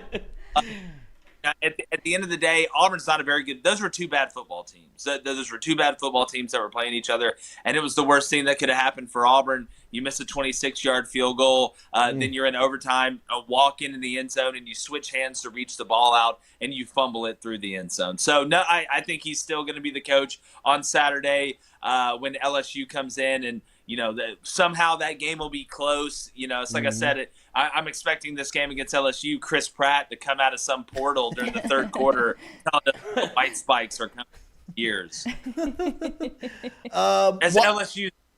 As LSU's running to catch the game-winning touchdown pass. Why has it gone so bad for him? At what point did it break? Well, I don't know if he's ever really been able to do it. I mean, again, we got to remember Brian Harsin was like option 4. It's like if you're looking for a pinch hitter on the bench, he was like the fourth guy you had on there. He's like the pitcher that can hit pretty good. He's like Jacob deGrom. He's not the guy you want to put out there, but he's the only guy that's left on the bench.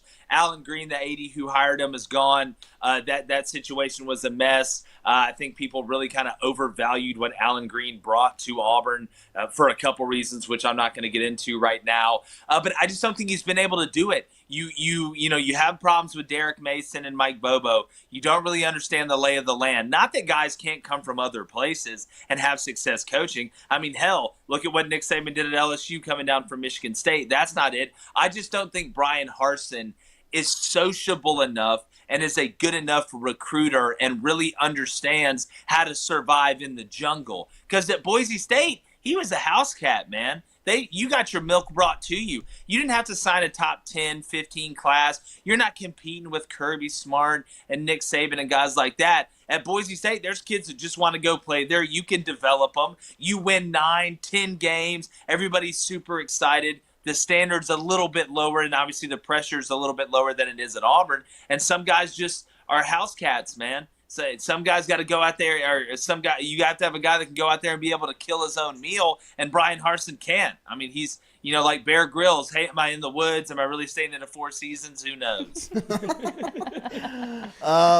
Texas A&M, Arkansas. What happened? Look, and I'm not one of those guys that's going to come on here and say I told you so, but, Max Johnson has brought a calming presence to A&M. He's not going to win the Heisman. He's not going to win the Maxwell. A&M's not going to go to the playoff, but he gives them a lot better chance to win than what Haynes King, who panics more than Jody Foster does when he gets in the pocket. You saw Max make a couple big-time throws. Y'all know. I don't have to come up here and explain to LSU fans that Max Johnson's somewhat of a steady presence when there's panic all around him. I mean, he threw 27 touchdowns, 6 picks at LSU. Y'all know the story there. But the biggest play of the game was obviously KJ trying to jump from the 5 and score on first goal. That's the part I really don't understand, because up to that point, Arkansas had most of the momentum.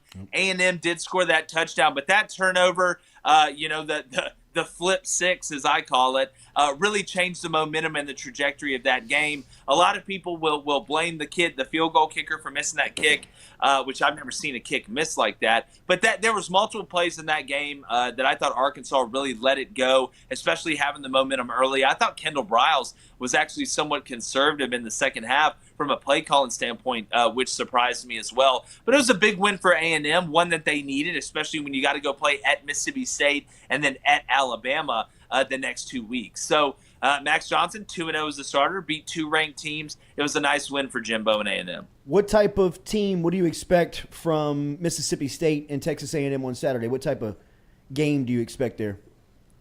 I like Mississippi State. I mean, Mississippi State dropped a bunch of passes that hurt them against LSU. Obviously, the drop punt hurt them. I think that offense, it has a lot of veteran guys. Will Rogers is going to be fine. They have some pieces out wide. But, Mississippi State we're watching Mike Leach evolve right in front of our eyes. He's like a Pokemon. He's like going into stage 2. He's going from what is it, Charmander to whatever the second one was. Charizard's the last one. He's not Charizard yet. Let's calm down. Let's not, he's not Charizard yet. He's really going from like Squirtle to War Turtle. That's a good one. Mississippi State, they're running the ball well. They're leaning on the run when they got light numbers in the box. It's not just a draw. You're seeing some inside zone, some mid zone. So we're seeing Mike Leach evolve a little bit, and it's making the offense better. You just have to make the catches when they're there, because Will's going to make the throws, and you can't turn the ball over on special teams in a hostile environment like LSU. So I think Mississippi State may actually kind of walk away a little bit from A&M. What storylines did you take away from Knoxville on Saturday? Well, Anthony Richardson can throw the ball. When Billy Napier, like I've said all week, uses design runs at the quarterback, it's not just scrambling around. It's not just, nobody's open, so I'm gone. Watching Anthony Richardson, whether it's Q power, whether it's power read, whether it's Q lead, whether it's him, just deciding, hey, I'm going to tuck it down and run it, he is such a threat that you're going to see the separation between the receivers and DBs. You're going to see the separation between receivers that are overlaying linebackers when linebackers come up when they're worried. You're having to spy a guy on him, which takes a guy out of coverage. Anthony Richardson can be that guy. Now, I think Tennessee was a little tight early. That was a big game. There was a lot of pressure. They hadn't beat Florida since 1964, whatever the hell it was. They're 1-16 in their last 17 games against them. So you just had to beat them. But I think it's good for the SEC and it's good for college football that a team like Tennessee is able to kind of have a resurgence a little bit. And FSU is having a little bit of a resurgence. And USC looks like they're back a little bit. It's good when things like that happen and we kind of diversify the portfolio. I think Tennessee's the second best team in the East. I think they're going to beat Kentucky at home. I think Kentucky's a little bit of fool's gold. So it was a big win in Knoxville. Who's the second best team in the West? I still think it's Arkansas. Where's Ole Miss fit in? Man, I think Ole Miss is one of the biggest unknowns. You'll find out a little bit more about Ole Miss this week when they play Kentucky at home. I think Ole Miss is going to win that game. Look, Georgia Tech, we all know what just happened. Jeff Collins just got fired. That program was, a dumpster fire encased in flaming garbage, enclosed in a world that was on fire. And they had to make that move. And Jeff's a great guy. We've had him on the show and done shows from Georgia Tech's practice, which I wish I knew then what I know now would have helped them out a little bit. But now I think Ole Miss is still kind of unknown. I think they win this game this weekend. But Ole Miss and Arkansas in a matchup, I like Arkansas. You mentioned at college football, it was a crazy weekend. What the hell happened at Miami? What's going on at Miami? Was Cristobal the right guy? Well, Xavier Restrepo goes down, and it's like everybody's Drew Barrymore from 51st States. They just forgot. I mean, Tyler Van Dyke, throws 2 interceptions, his first 2 passes, and went on a pick 6. Guys, don't forget, James Madison absolutely dog-walked Middle Tennessee the first game of the year. James Madison is their first year in FBS, and how the hell do you lose to one guy? That's what I always say. But when I look at Miami, it seemed to me like you had a hangover a little bit from the A&M game, and then you were looking ahead. They didn't look prepared. And a lot of people will freak out on Mario Cristobal. And I will say this, Mario Cristobal is not Nick Saban. I'm not saying that. But Nick Saban lost to Louisiana Monroe his first year at Alabama. All right, so let's not just go jumping off the bridge yet. You still got a lot of games to play in the ACC, including a game at Clemson, which I think could still be interesting because part of me still doesn't trust DJU that much. But at the end of the day, you can't lose to Middle Tennessee State like that. It was such a bad look, and they dominated the game. It wasn't like Middle Tennessee just jumped out, and then Miami came back and made it a game, and it was tight back and forth. I mean, Middle Tennessee led the whole game and led by 2 scores basically the whole game. Miami paid $1.5 million for Middle Tennessee to come play there. Just I a little salt in the wound. I think Middle Tennessee's collecting like $3.5 million this year. Yeah. On teams that they're playing. Jake, what are you seeing from Brian Kelly and LSU?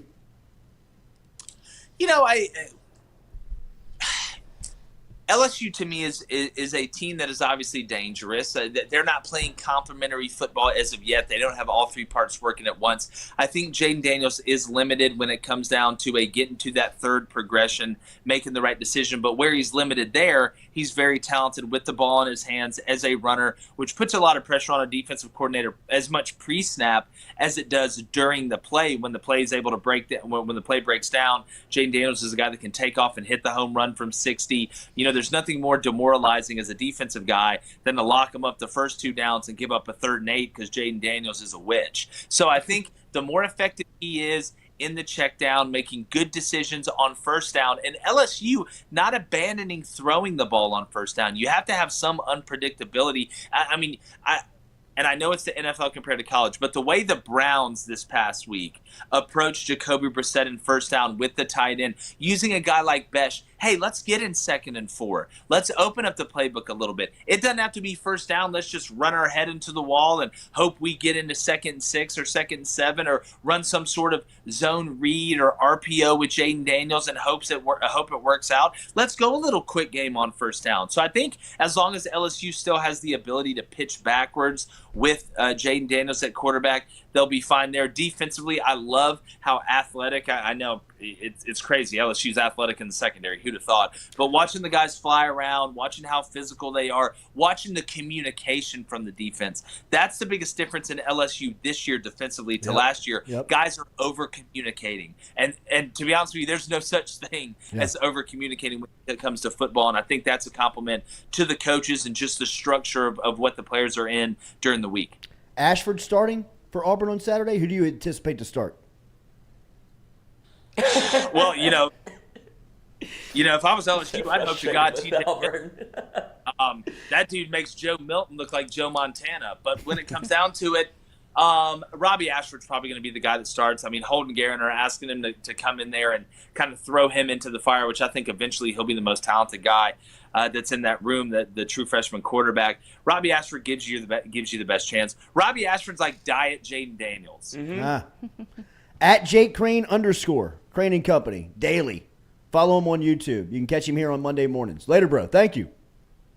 Hey, appreciate it, guys. Should be a fun week. Thank you. There he is. Jake Crain checking in this morning from Crain and Company. They are daily on YouTube. What's that? It's a damn comedian. He is. He takes some chances. He does. He takes some risks. I think that it's funny. Yeah. We're done daily. Remember, we're brought to you by Barker Brothers Plumbing and Works. Get in touch with Barker Brothers Plumbing and Works today by dialing them up, 776-2431, 225-776-2431, number 1 in a number 2 business. If you mention the Jordy Culotta Show, you can save yourself 15%. They've got experienced carpenters on staff, which will help you out with your next industrial or residential remodel. Get in touch with Jude Barker and the crew, 225-776-2431, 225-776-2431. Mention the show and save yourself 15%. Barker Brothers Plumbing and Works. Proud supporter here of the Jordy Culotta Show. We'll be back. Wrap it up here. Make sure to hit that like button, share button, comment button.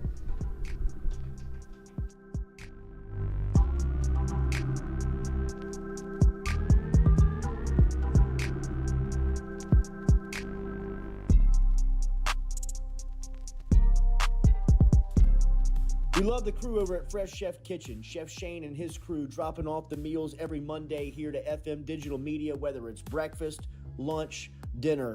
Me or the crew's going through our meals over at Fresh Chef Kitchen. Their weekly pre-order, freshly made meals, or you can walk into the cooler over there on Airline Highway. They have that fresh, same service over there at Fresh Chef Eats. FreshChefEats.com is where you can find them online. Fresh Chef Kitchen. Tell them you heard it right here on the Jordy Culotta Show.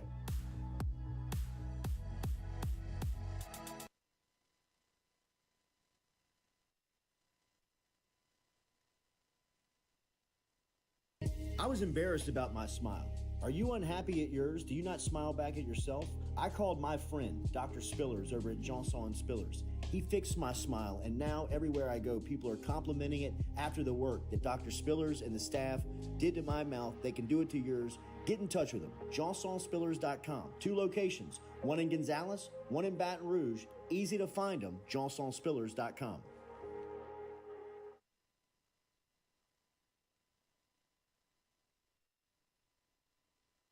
Red Stick Sports, a local staple in Baton Rouge to all sports fans, was founded back in 1981 and has remained a family business for over 40 years. Today, they still have the great selection on the floor, but they're also a leader in custom apparel for businesses, sports teams, and other groups. Take it from us, everybody over here at FM Digital Media. They help us out with all of our apparel. Let them help you out today. Go ask for Cody over at Red Stick Sports. Check him out online at redsticksports.biz. Do you suffer from chronic dehydration? Are you looking to improve your athletic performance and you need to get over and see our friends over at GoFlow IV? They're located on Jefferson Highway. Easy to find them online at GEAUXFlowIV.com. Make sure and use the promo code Jordy Culotta Show. If you do, they'll take 15% off of your initial visit. Check them out online, GEAUXFlowIV.com. I was excited to come to a top-level program. I've been at a lot of great places, been very fortunate in my career, but to really say that you have an opportunity every year, once we get it rolling, to win a national championship, there's not very many places that you can say that. So for him to offer me the opportunity to come with him to LSU was nothing but humility and gratitude. Some Sunday players in that room. But again, it's got to be the total package, the total process of buy-in, of understanding what we're trying to get done, of figuring out how we want it to get done, but also allowing those guys to be able to play with instincts. For example, I think Jay Ward is long and athletic. He's very versatile. He's played corner, played nickel, played safety. Very excited about Joe Fouché, one of the transfer guys that we came in because he has a dimension of physicality. Major Burns. Fortunate enough that he was able to come back home. Again, he's long, he's athletic, so he gives you flexibility between both field and boundary safeties. And then you've got some guys that you can throw in like Brooks, Sage, Derek Davis. Todd Harris is a guy that's been around for a while. So I think that we have enough in that room to be successful. But again, you still want to continue to grow and be able to push it. Yeah, well, I think it starts here, and we have a good bit of people on this particular staff who are from Louisiana, who know and believe in our hearts that this place produces the best football players in the country, and I think the numbers speak for themselves. Per capita, produce the most NFL players, you know what I mean? So even from an analytical standpoint, it makes sense to take the kids from here because the chances of them playing in the league are higher than if they come from anywhere else. I think our brand is super powerful, so we will have to recruit at a national level, or there's really no reason that we shouldn't, you know what I mean? Because if we can get a top player from another state who can help us win a championship, then of course, right? But I think it starts right here in Louisiana and then right here in Baton Rouge. There's some really good players who are still available that are right here in Baton.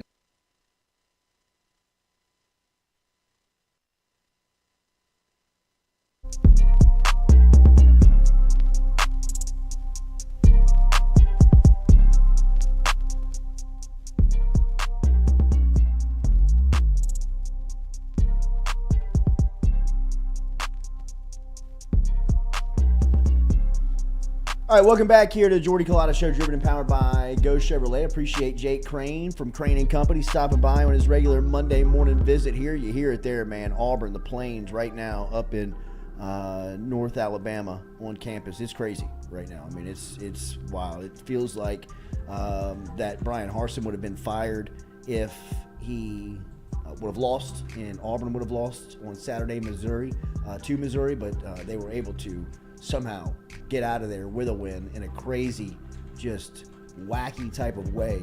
And it seems as if, or at least Jake believes, that he will be coaching on Saturday versus LSU. I don't understand these types of decisions that, college football, we've seen these been situations before. And most, LSU's had been a part of this over the years with, Miles and Oliva and Ogeron and, just incompetent people in leadership.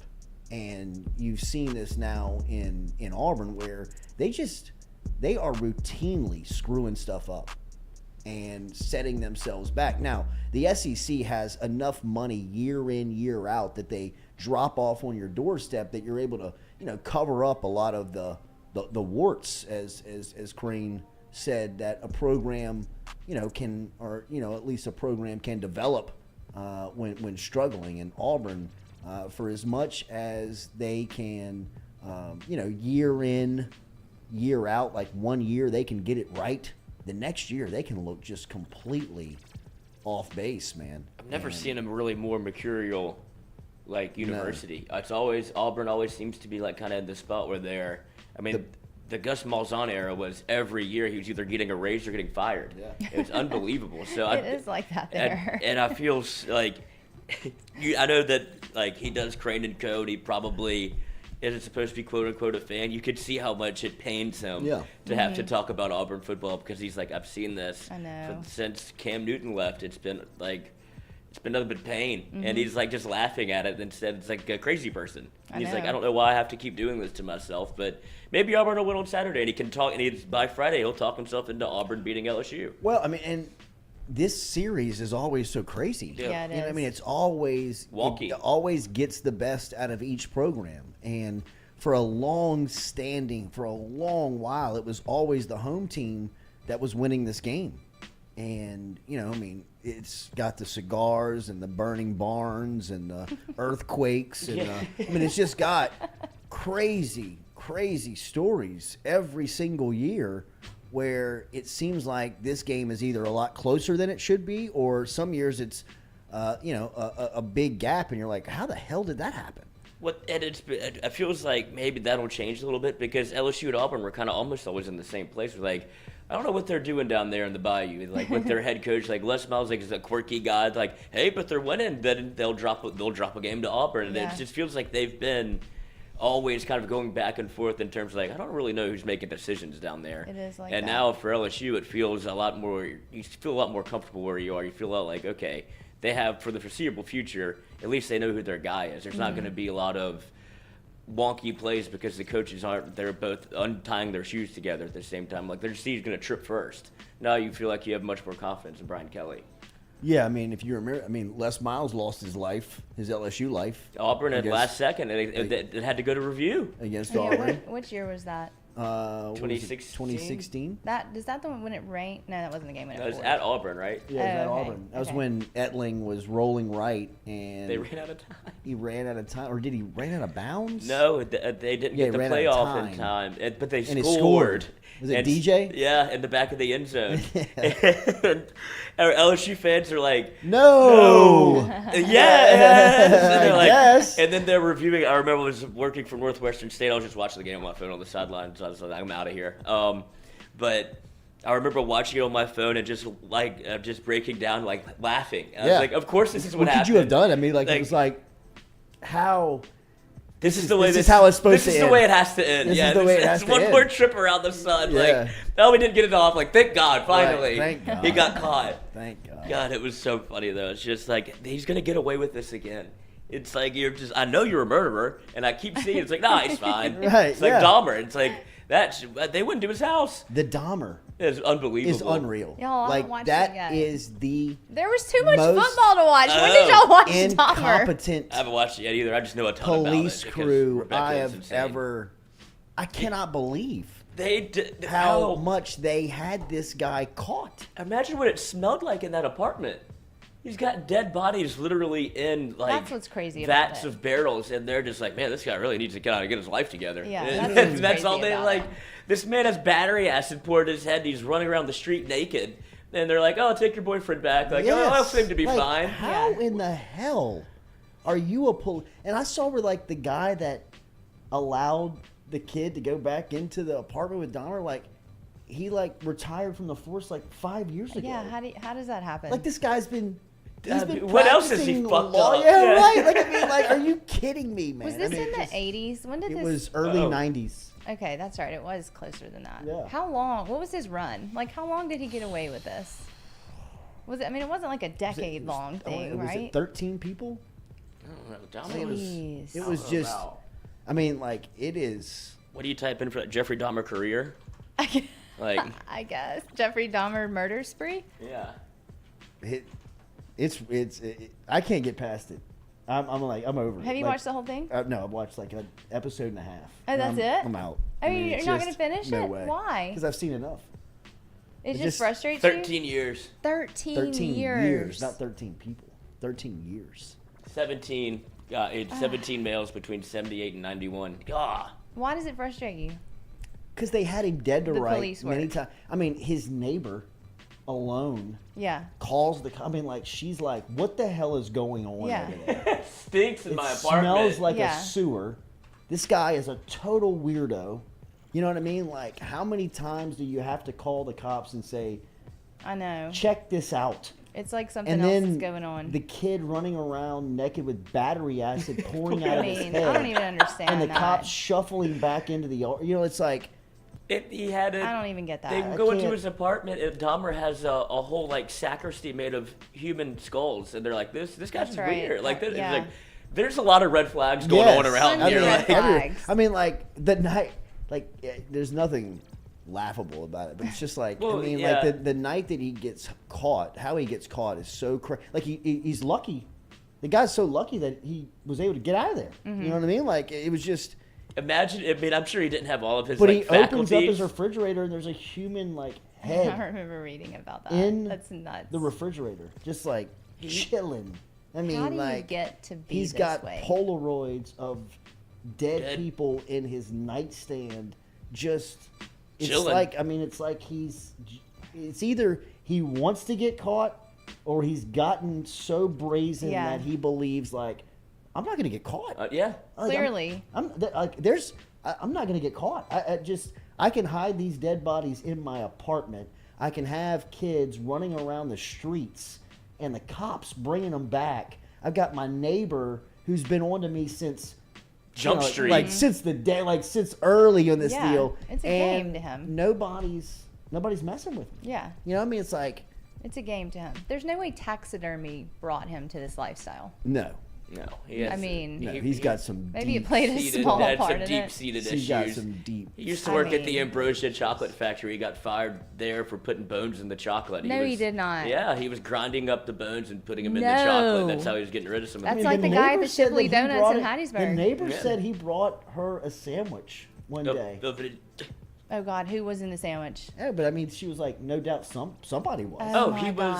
God. That was another big thing that he liked to do. He was like experimenting, like how can I make people taste good? Like he was so frustrated that he couldn't eat them, so he was like pan frying them. He was trying to boil them, and so like that was a real sticking point for him. He was like, if I could only find a good recipe for these people, maybe I'll be happy. But he couldn't really figure out the human taste. Did the woman eat the sandwich? I'm sure she did. I wouldn't, but maybe. I wouldn't mean, eat a if you sandwich take that one anyone bite, bought me. if Like you a take- homemade sandwich. What if you had taken a bite and she's like, I love the taste of Oh my flesh. God. Like, I guess he oh, would've gotten no. off on that. Yeah. Because he didn't kill girls. It was only little boys. He liked hairless men, hairless children. Like Okay. he loved a good bare chest. That's Because women so and he would go disturbing. to the bar, and like people like adults would like it was real taboo to be a homosexual at this point.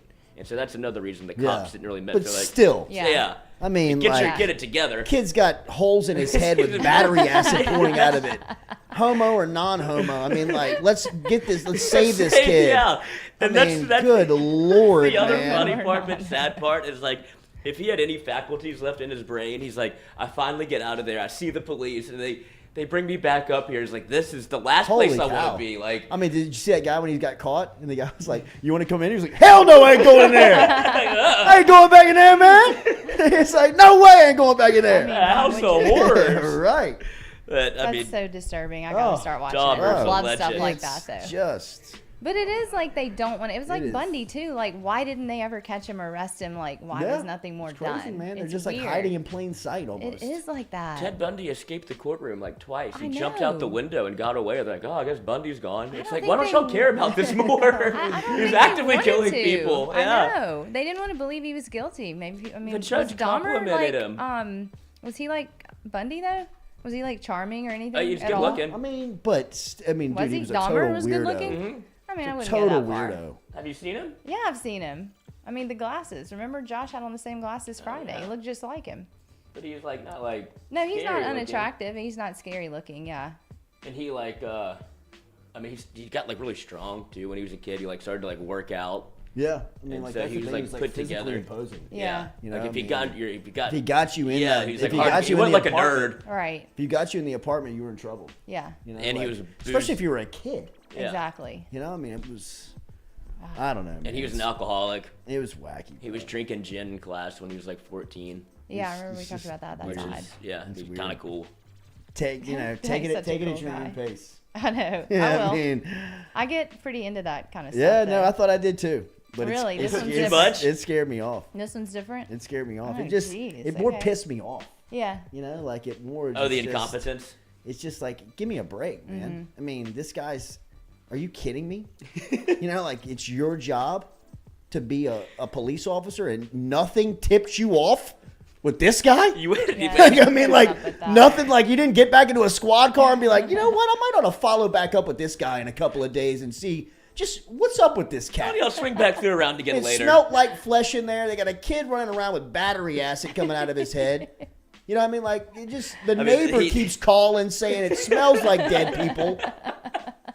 12 years later. I'll Get out of here. Give him the benefit of the doubt. Out of here. Oh my gosh. All right, so make sure to hit that like button, share button, comment button. As you heard last week, we Dahmer will get you. we caught up with our guy Perry White, who was here. He was PJ. telling us about the new project. I'm sorry. We're that not is gonna going say on PJ. with Chopping It Up with Kador, our newest show. Roger Kador, former legendary Southern baseball coach, is going to be doing his show weekly on Mondays here. He'll have his own YouTube channel, Chopping It Up with Kador, that you can like, follow, subscribe to, and each Monday morning we'll be here. We will have a little bit of a preview of that before we get out of here, and we're going to debut it this morning at 10 a.m.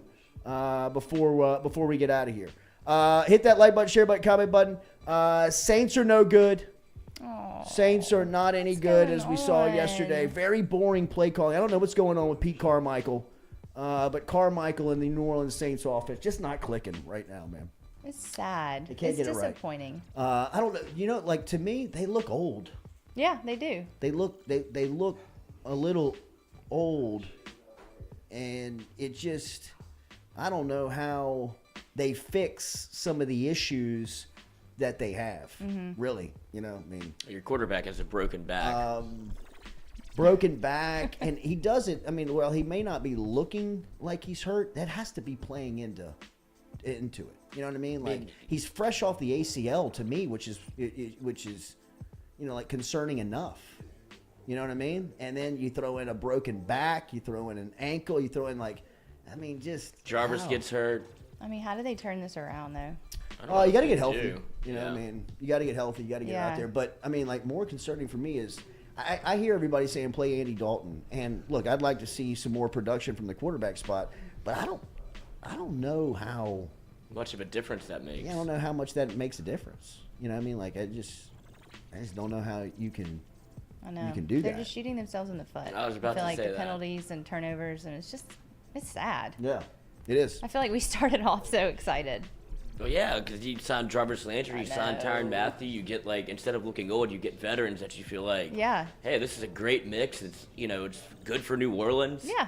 Jameis looks healthy, like he came back in great shape. Mark Ingram looks good. Then, all of a sudden, Alvin Kamara gets hurt. Jarvis is hurt. Jameis breaks his Mike back. Thomas. Mike Thomas is hurt. It's just. I mean, you disaster. played yesterday the second half without Thomas Landry and Traquan Smith. They all left with second half injuries. You I know, wonder what the locker room is like. it's a good question. It's a good question.